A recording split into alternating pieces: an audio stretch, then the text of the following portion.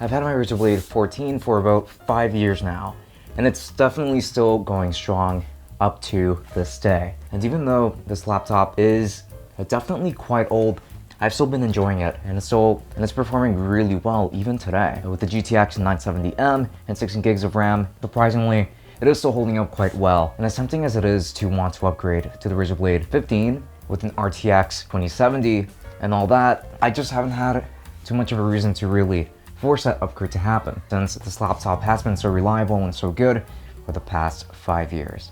And with that said, I'd like to share with you my experiences when it comes to this laptop. Allow me to tell you why I simply haven't been able to upgrade for so long.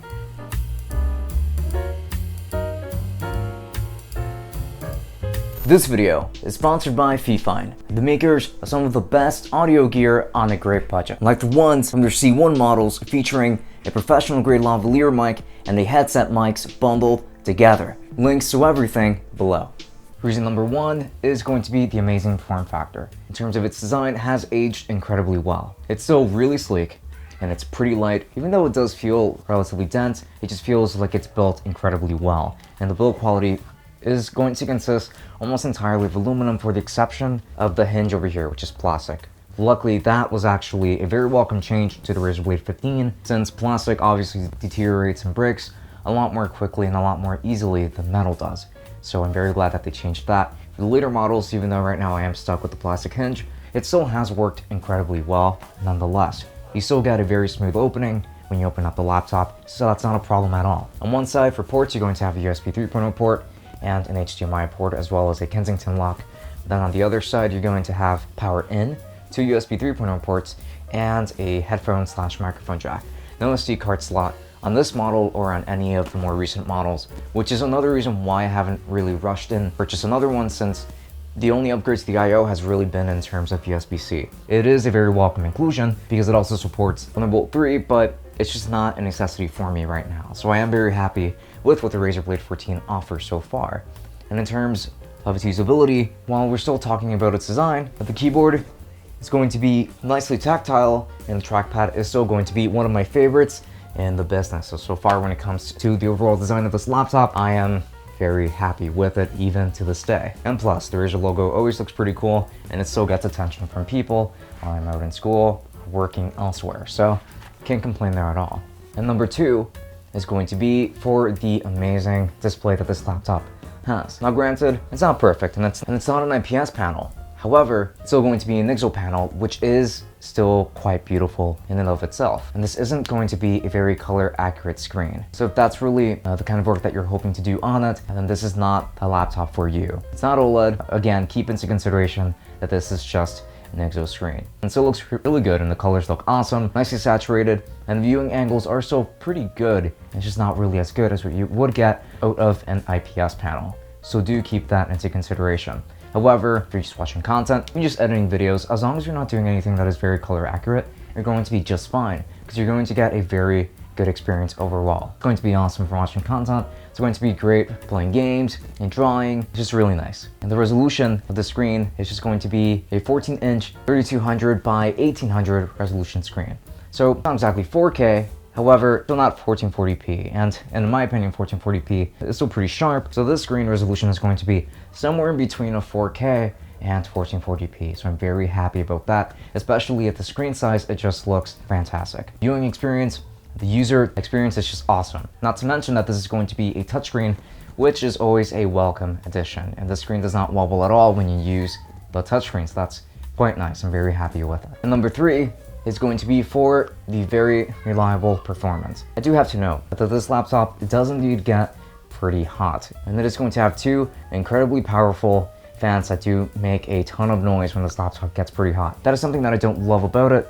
However, it's one of the things that I decided to compromise on in order to get this form factor. In terms of performance, here you've got a GTX 970M with 3 gigs of VRAM and an Intel Core i7 4720HQ, which is a quad-core processor with hyper-threading, and you're also going to get 16 gigs of RAM. Video editing, and it still gives me amazing performance, even when I'm editing in 4K. Just overall, like playing games at 1080p even, it's just a very solid experience, and it's definitely been incredibly beneficial as a workstation machine and as a gaming machine that I can travel with on the go. So my Razer Blade 14, even to this day, is still an amazing performer, and I can't really think of too many reasons why I would have to upgrade. Now, if this were my only machine, then sure, I would have upgraded it a long time ago. But my main editing and gaming machine, and soon going to be streaming machine, is actually my custom build with an 8700K and an RTX 2080 and 32 gigs of RAM on the other hand. I don't necessarily need a portable workstation laptop, and it's just as powerful as my desktop if I mostly have access to that machine. So that is another huge factor here, and I'm just really satisfied with the Razer Blade 14 so far. However, my Blade 14 has not gone through all of these years without any sort of scars.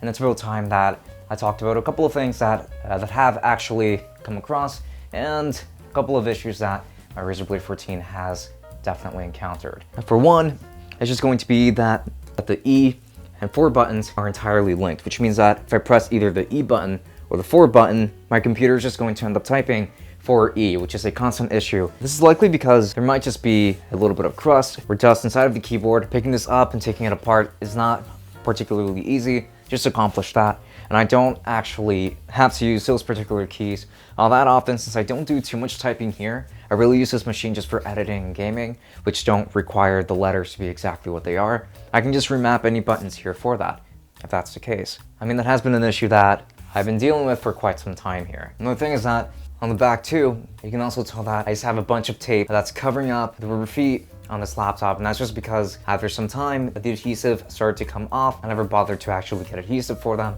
I just wanted a quick and simple solution that I had access to, so I covered these up with tape, even though I should try to just glue them back up, to be honest.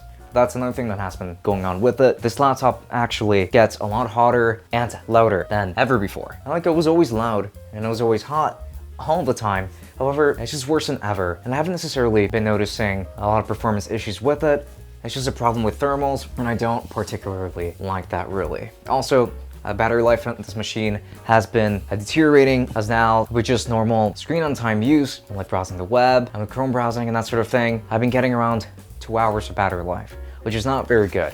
I always have to carry my charger around with me, just in case. I'm just going to use it quickly. It's not really that big of a deal. And when it comes to gaming performance, or even editing performance for that matter, I've been getting around an hour to an hour and a half. So yeah, battery life in this guy has definitely been going down in that regard. Either way, in conclusion, honestly, I'm still really happy with my Razer Blade 14. I haven't really seen too much of a need to upgrade it in so long, and it withstands all the software that I need to use on a day-to-day basis, like for work, on YouTube, or in school and that sort of thing, animation software, editing software, and even just gaming for leisure and that sort of thing.